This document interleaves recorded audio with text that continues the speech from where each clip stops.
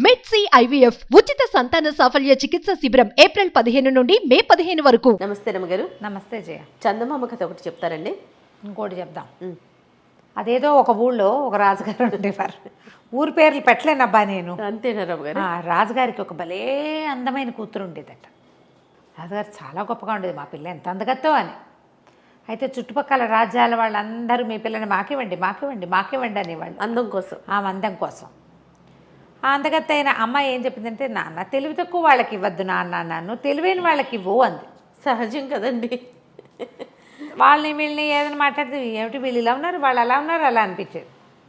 కొంతమంది తెలివిగల వాళ్ళుగా కనపడేవారు, కానీ వాళ్ళు తనకంటే తెలివిగల వాళ్ళు కాదేమో అనిపించేది. సరే, ఈ లోపల ఊళ్ళో కూడా బాగా సంపాదన పరులైన వాళ్ళు, అంటే మంచి ధనవంతులైన వాళ్ళు, చిన్న రాజ్యం అది, అమ్మాయిని మాకు ఇవ్వండి రాజ్యాన్ని మేము సేఫ్గా చూసుకుంటాం ఇలాంటివి కూడా చెప్తుండేవాళ్ళు. చివరికి ఆయన గుళ్ళు మండిపోయింది. ఇలా కాదు, మా పిల్లకి స్వయంవరం లేదు, నేనే చెప్తా, నన్నెవరు మోసం చేస్తారో వాళ్ళకి నా పిల్లని ఇస్తానని. నన్ను మోసం చేయలేకపోతే 100 కొరడ దెబ్బలు బడికి అని చెప్పాడు. అయినా సరే రాజకుమార్తె తాలూకు సౌందర్యం పట్ల ఆసక్తితోటి వారా వీరా వచ్చేవాళ్ళు రాజుగారికి ఏవో ఒకటి పిచ్చి మాటలు చెప్పి ఆయన్ని మోసం చేయలేక ఆయన్ని బోల్తా కొట్టించడం వాళ్ళ వల్ల గాక కొరడా దెబ్బలు తినిపోయేవాళ్ళు. క్రమంగా యువరానికి పెళ్ళవుతుందని ఆశ కోల్పోయారు జనాలు. రాజుగారు అతి తెలివి కలిగిన వాడు, ఆయన మోసం చేయటం అంత ఈజీ కాదు. ఎలాగా? సరే, ఈ ఊళ్ళో ఒక వ్యాపారస్తుడు ఉన్నాడు, మంచి డబ్బులున్నాయి ఆయనకి. ఆ పళాన 2-3 రాజ్యాలు కొనేయగలడు ఉన్న పళాన.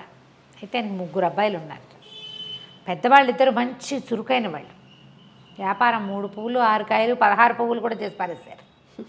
3వ వాడి పేరు బుద్ధుడు. వాడికి ఏం రాదు, వాడు ముద్దురా చిప్ప. ఏదో చేసుకుని ఆడుకుంటూ ఉండేవాడు. ఉత్సాహం లేదు వాడికి, ఏమి వ్యాపారంలో అసలు ఆసక్తి లేదు. సరే, లాభం లేదని ఈ రాజుగారు, ఈ వ్యాపారస్తుడి కొడుకులు అన్నారు, నాన్న రాజుగారు అంతు చూసి మేము రాకుమార్తెను పెళ్లి చేసుకుంటామని పెద్ద అబ్బాయి వెళ్తానన్నాడు అనేసరికి సరే పంపించాడు. ఆయనకి ఏంటంటే తన కొడుకుల తెలివి మీద చాలా నమ్మకం ఉంది. ఆయన ఎక్కువ నమ్మాడు. మరి నమ్మి, వెళ్ళరా నువ్వైతే సాధించుకొచ్చేస్తావు, క్షణం నీకు ఎంతసేపు రాజును మోసం చేయటం, నీకు చిటికలో పని వెనతో పెట్టిన విద్య, అలాంటివి చెప్పి పెద్ద అబ్బాయిని పంపాడు. పెద్ద అబ్బాయి వెళ్ళాడు, రాజుగారి దగ్గరికి వెళ్ళి కూర్చున్నాడు. రాజుగారు రెడీగా ఉన్నారు. అదేంటండి ఆ చిలక ముక్కు ఆ రంగులో ఉంది అన్నాడు. అనేసరికల్లా ముక్కు ఆ రంగులో ఉండేటువంటి నీ కళ్ళే ఆ రంగులోనే, చిలక ముక్కు ఎర్రగానే ఉంటుంది, నన్ను అడు తిప్పలేవు పో అనేసాడు. ఆ చిలక ముక్కు ఆ రంగులో ఉందనగానే ఏది అంటాం మనం సహజంగా. పారలేదు, చిలకలు భలే ఉన్నాయి అన్నాడు. దానికి పారలేదు. ఆ బాతులు ఒక్క కాలు మీద నడుస్తాయండి, బాతులు ఒంటి కాలు మీద నడవటం ఏంటి? మన ఊళ్ళో ఉన్న బాతులన్నీ ఒకేలా నడుస్తాయి. ఇక చిలక లేదు, బాతు లేదు, ఎలుక లేదు, ఏం చేసినా ఆయన వినట్లేదు, పంపించేశాడు. 2వ వాడు కూడా నేను వీడికి 100 కొరడా దెబ్బలు విధించి 6 నెలలైనా కోలుకోలేని రకంగా చితకొట్టి పంపించారు. 2వ వాడు కూడా ట్రై చేస్తానన్నాడు. 2వ వాడు ట్రై చేస్తాట. రాజుగారి దగ్గరికి వెళ్ళి కూర్చున్నాడు. మన దూరంగా ఉన్న కొండ మీద ఉన్న మొక్కలు నీలంగా కనపడుతున్నాయి. మామూలుగా ఆకుపచ్చగా కనిపిస్తాయి కదా, చూడండి నీలము ఆకుపచ్చ ఎలా కనిపిస్తుందో అన్నాడు. నేను చచ్చినా చూడను, నేను రోజు చూస్తా ఆ కొండకేసి. ఇవాళ కొత్తగా నీలంగా ఎలా అయిపోతుంది, ఏప్రిల్ ఫుల్ చేయడానికి నా దగ్గర ఈ ఆటలైన సాగమనేసాడు రాజు. అలా చిన్న మాటకి లొంగడు, పెద్ద మాటకి లొంగడు. వీళ్ళు కూడా రాజొట్టి పిచ్చివాడు అనుకుంటున్నారు, కానీ ఇలాంటి వాళ్ళని బోల్డ్ మందిని చూశాడు. వ్యాపారంలో తిమ్మిని బమ్మిని చేయటం వేరు, ఒక వ్యక్తిని బోల్తా కొట్టించడం వేరు. అంతేగా, అది స్ట్రాటజికల్గా వెళ్తుంది వ్యాపారం. మనుషుల్ని మోసం చేయటం జిత్తులు మారితనంతో వెళ్ళాలి, అది కుదరలా. సరే, వాడు కూడా దెబ్బలు తిని వచ్చేసాడు. 3వ వాడిని కూడా పోయేస్తా నాన్న అనగానే వాళ్ళ నాన్న అన్నాడు, ఒరే మహామహులు వీళ్ళిద్దరూ, బుద్ధండ పండితులు, వాళ్ళే హ్యాండిల్ చేయలేకపోయారు, బుద్ధుడివి నీ వల్ల ఏమవుతుందని ఒట్టి తింగరవే తవ్వి, తింగరాడివి నువ్వు, నీ వల్ల అసలు కాదు, నీకేమీ రాదు, నువ్వు వ్యాపారమే పట్టుబడలేదు, నీకెందుకురా వృధాగా దెబ్బలు తింటావంటే, సరే ఆ దెబ్బలు ఏమిటో వాళ్ళిద్దరూ తిన్నారు, నేను తినపోతే ఎట్టా, నేను కూడా తింటా అన్నాడు అనేసి సరే బయలుదేరి వాళ్ళ ఇంట్లో వంకీకి చొక్కాలు అవి తగిలించున్నాయి. ఎప్పటిదో ఒక పాత టోపీ, కుళ్ళాయి అంటారు దాన్ని, పాతపకాలపు భాష అంటే ఇట్లా నెత్తి మీద పెట్టుకుంటే ఇట్లా పక్కకి వేళ్లాడే తోకలాంటిది ఉంటుంది ఉందన్నమాట దానికి, కుళ్ళాయి. దాని పేరు. పాతది డిప్పలా ఉండి ఇట్లా కోసుగా ఉంటుంది, కోన్లా ఉంటుంది, దాని మించి ఒక కుచ్చు వేళ్లాడుతూ ఉంటుంది. పాత కుళ్ళాయిని దుమ్ము దులిపి నెత్తి మీద పెట్టుకున్నాడు. అదెందుకురా అన్నాడు వాళ్ళ నాన్న. ఏదో ఒక ఉపాయంలే అని చెప్పి కుళ్ళాయి నెత్తి మీద పెట్టుకుని వెళ్ళాడు. వెళ్తూ ఉంటే రాజాస్థానానికి వెళ్తుంటేనే ఒక కుండలమ్మి కనపడింది. అమ్మి ఎక్కడికి కుండలు తీసుకెళ్తున్నావు అన్నాడు. అమ్మటానికే నాయనా, ఇంకేముంది అంటే ఎంత మొత్తం అన్నాడు. అన్ని కుండలు కలిపి రూపాయి అని. 5 రూపాయలు ఇస్తా, నేను చెప్పిన పని చేస్తావా అన్నాడు. చేస్తానాయన, 5 రూపాయలు ఇస్తే ఎందుకు చేయను అని చెప్పి 5 రూపాయలు చేతులు పెట్టి చేస్తాను. సరే నువ్వు నా వెనకాలరా అని చెప్పి ఇక్కడుండు నే కేకేసేదాకా రాజుగారి దగ్గరికి వెళ్ళాడు. రాజుగారి దగ్గరికి వెళ్ళేసరికల్లా కూర్చున్నారు. ఏరా అబ్బి, మీ అన్నయ్యలు 2 అయ్యారు, నువ్వు దెబ్బలు తినడానికి వచ్చావంటే, కాదండి నా దగ్గర ఒక నెత్తిమించి కుళ్ళాయి తీశాడు. ఇది చూసారా, మహిమగల కుళ్ళాయి. ఇది ఎవరి దగ్గర ఉంటే వాళ్ళకి ఎదుటి వాళ్ళు మాట వింటారు. ఈ కుళాయిని మీకు చూపించడానికి తెచ్చా. కుళాయా, ఇదేంటి మురిగ్గా ఉంది మాస్టర్, దీని నిండా దుమ్ము, పాతది ఎప్పటిదో 10 ఏళ్ళ నాటిది, దీనికేం మహిమ ఉంటుంది అన్నాడు. ప్రూవ్ చేయగలనండి నేను అన్నాడు.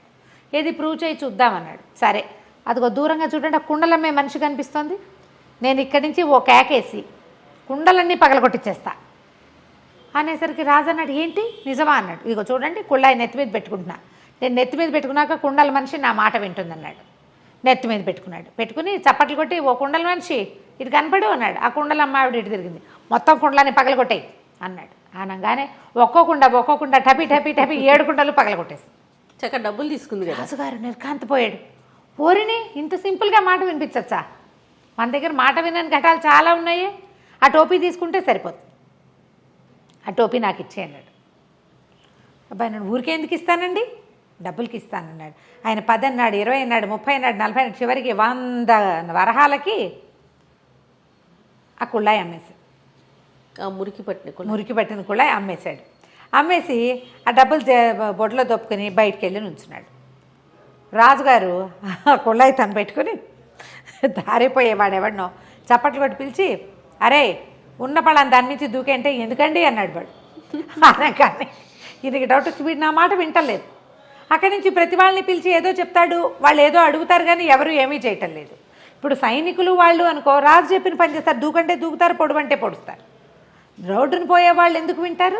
అంతే. అక్కడి నుంచి ఆ కుళ్ళాయి తనకు పని చేయట్లేదని గమనించి ఓ సైనికుడు నెత్తి మీద పెట్టి, వరే నువ్వు ఏదైనా చెప్పు అంటే వాడు ఏదో చెప్పాడు. ఏ పని ఎవరూ చేయటల్లా.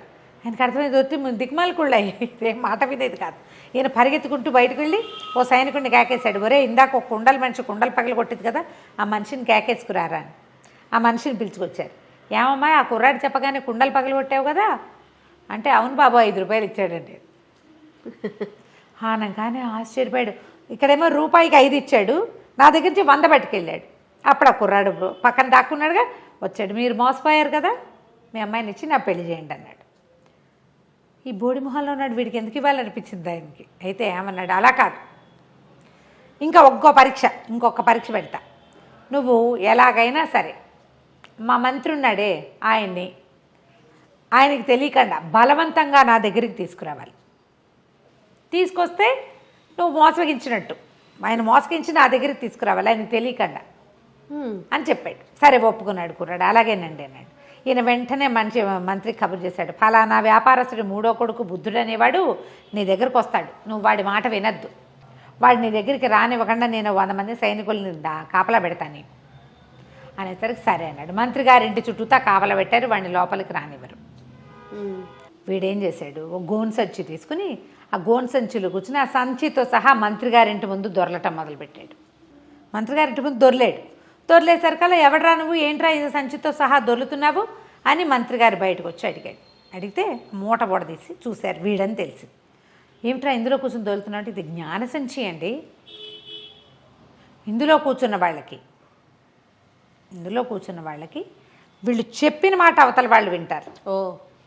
దొర్లించుకో, ఇందులో ఉండటమే, మనం కాసేపు దొరలేమంటే చాలు అనగానే మంత్రి గారు నిజమా అన్నాడు. అవునండి, అవును, మనం ఏదనుకుంటే అది చేస్తాం, నేను రాజుగారిని మోసం చేశాను ఈ సంచిలో కూర్చునే అనగానే ఆయన మంత్రి గారి ఉత్సాహం వచ్చింది. ఆయనకి చిన్న మంత్రి హోదాలో ఉన్నాడు, పెద్ద మంత్రి అయిపోవాలని ఉంది పాపం ఆయనకి. అందుకని ఏం చేస్తాడు, ఒరే ఉండరా నువ్వు బయటిరా, నేను కూర్చుంటానని ఆ సంచిలో కూర్చోగానే వీడు మూతి కట్టేసి ఆ సంచి ఈడ్చుకుంటూ తీసుకుపోయాడు. ఆయన లబోదిబో ఆ సంచిలో ప్రతివాడికి అత్యాశ ఉంటుంది కదా. వీడి రాజుగారి దగ్గర తీసుకుపోయి సంచి బుడదీశాడు. అందులోంచి మరి మిడిల్ సైజు మంత్రి గారు లేచి నుంచున్నాడు. ఇదేమిటి సంచిలోకి ఎలా వచ్చిందంటే, అందరూ నా మాట వింటారని చెప్పాడంటే జ్ఞాన సంచి అన్నాడు, అందుకని ఎక్కానండి అన్నాడు. ఎలాగైనా మంత్రిని తీసుకురావాలి, అంతే. సైనికుల్ని తీసుకెళ్ళి కాదు. ఇప్పుడు దొరికేశాడుగా. రాజుగారు ఏమన్నాడు, దీంతో అయిపోలేదు, ఇంకా ఇంకో పరీక్ష పెడతాను నీకు అన్నాడు. 3వ ట్విస్ట్. సరే, అక్కడి నుంచి ఏం చేశారు, యువరాణి మందిరానికి రా నువ్వు కూడా అని చక్కగా తయారు చేయించారు వీడిని పెళ్లి కొడుకులాగా. అక్కడ 70 మంది అమ్మాయిలు ఉన్నారు.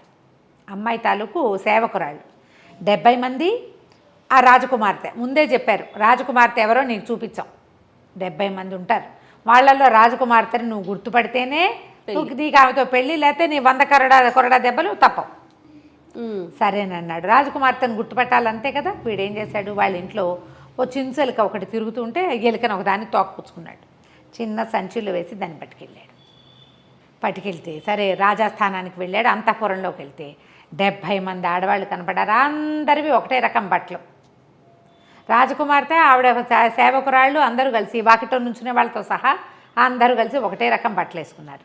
ఈ గుంపులో రాజకుమార్తెను ఎక్కడ కనిపెట్టాలి? రాజు అన్నాడు, ఇదే నీ ఫైనల్ పరీక్ష. ఇప్పుడు కనుక నువ్వు కనిపెట్టావనుకో పెళ్లి చేస్తా, లేకపోతే భరతం పడతాను నీదే. సరే బాగుంది.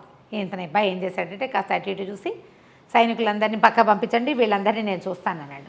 సైనికులంతా వెళ్ళి బయట నుంచున్నారు. ఓన్లీ ఆడంగులే నుంచున్నారు ఇక్కడ, ఆడవాళ్ళు మాత్రమే. వీడు ఏం చేశాడు, పక్కన చిన్న సంచి దోపుకొచ్చాడుగా, చిన్న చేతి సంచులు ఎలుక పిల్లని దాన్ని తీసి వాళ్ళ మధ్యలోకి విసిరేశాడు. అది చూసేసరికల్లా ఎలుక అది పడేసరికల్లా కేవ్వమని ఒక అమ్మాయికి స్పృహ తప్పి పడిపోయింది. మిగిలిన 69 మంది దానికి సేవలు చేయటం మొదలుపెట్టారు. వీడు పరిగెత్తుకుంటూ పోయి స్పృహ తప్పిపోయిన అమ్మాయి చేయించుకున్నాడు. ఈవిడే రాజకుమారి.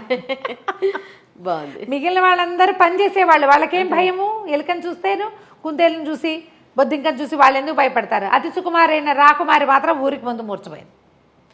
అనేసరికల్ రాజుకి ఇంకేం చేయాలో తెలియలే, తప్పించుకోలేమనిపించేసింది.